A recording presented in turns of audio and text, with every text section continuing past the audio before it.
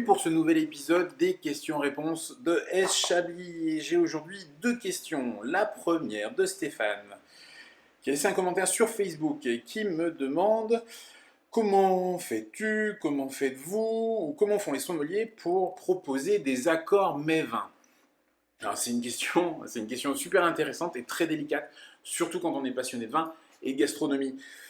Il n'y a pas de bonne réponse. Il n'y a pas de bonne réponse parce que c'est souvent une question de goût. Alors c'est comme ce que je dis à beaucoup de mes clients pour un vin, vous préférez celui que vous préférez. C'est pas parce que ça s'appelle un grand cru que ce sera forcément le meilleur des vins pour vous.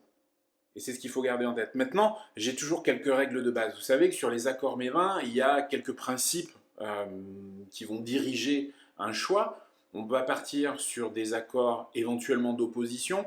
Un des meilleurs exemples, ce serait éventuellement le Roquefort, qu'on va surtout pas associer à un Chablis, parce que là, pour le coup, ça ne marche vraiment pas. Par contre, on peut vraiment faire un bel essai avec le Ratafia. Et vous avez d'un côté le Roquefort, qui est cette chose assez salée, et de l'autre côté le Ratafia, qui est au contraire très sucré, très ample. Et ça marche très bien. Et ça va être un accord d'opposition. Ce qui fonctionne aussi très bien, un petit peu sur ce principe, c'est... je vais prendre quelque chose d'assez sympa, le fish and chips anglais, où on retrouve des frites, on retrouve un poisson qui a été pané, assez gras, il faut être clair, très bon, mais assez gras. Et sur un Chablis très tendu, ça fonctionne très bien. Pourquoi? Parce que vous avez le côté gras qui va être complètement tranché par l'acidité, par la fraîcheur d'un Chablis. Donc ça, c'est une première possibilité. La deuxième, c'est effectivement de trouver des accords d'homogénéité, c'est-à-dire qu'on va avoir un vin qui va très bien fonctionner avec un plat parce qu'on retrouve les mêmes saveurs. Et j'allais dire, le principe de base, c'est vraiment de s'attacher à ces saveurs et de retrouver dans le vin ou dans le plat quelque chose qui va vraiment se complémenter ou se complimenter. Un exemple, vous prenez la truffe. Alors la truffe, ce qui est génial, c'est que c'est très puissant en goût. Vous allez la préparer avec un petit peu de crème, une très belle volaille, et vous allez aller sur un Chablis Grand Cru qui a bien vieilli, 10, 15 ans. Et un Chablis Grand Cru, quand il vieillit, il va avoir cette tendance à s'orienter vers le côté champignon, vers une petite note de miel, une petite note de caramel. Et avec la truffe, vous voyez, on fait champignon et truffe, on est sur des univers qui sont assez équivalents. Donc là, on est sur des accords un petit peu parfaits. Et puis, j'allais dire, il faut aussi penser qu'un vin peut se boire comme étant la partie principale d'un repas. Si vous êtes sur une très belle bouteille, elle doit se suffire à elle-même. Et à ce moment-là, il faut pouvoir aussi, de temps en temps, déguster un vin pour ce qu'il est, sans avoir à vraiment rentrer dans l'accord mets-vins. Alors après, il y a aussi des petites choses sur lesquelles il faut faire attention. J'entends beaucoup de personnes, y compris des professionnels, qui disent « De toute façon, quand on ne sait pas, un champagne, ça va avec tout ». Le problème, c'est que champagne, c'est un monde très large. C'est comme si je disais un Chablis, ça va avec tout. Les Chablis ont des typologies complètement différentes, il va falloir faire avec. Les champagnes, c'est pareil.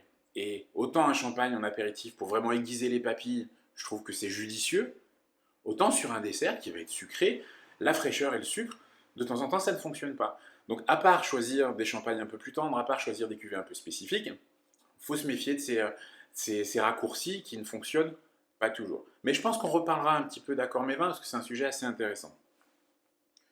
La deuxième question est arrivée sur la boîte mail ask@schablis.com.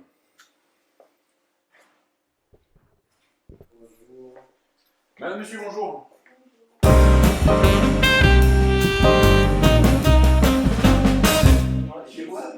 Au revoir. Au revoir, c'est une très belle journée.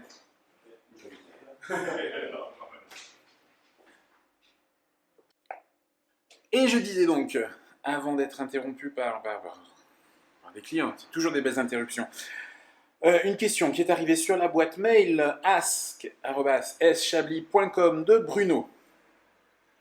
Ah, c'est un commentaire, plus qu'une question. Je trouve... Bon, je vous la lis quand même, parce que finalement, autant être clair. Je trouve que c'est stupide de faire payer les gens pour des dégustations. C'est pour ça que je ne suis pas rentré dans votre boutique ce week-end.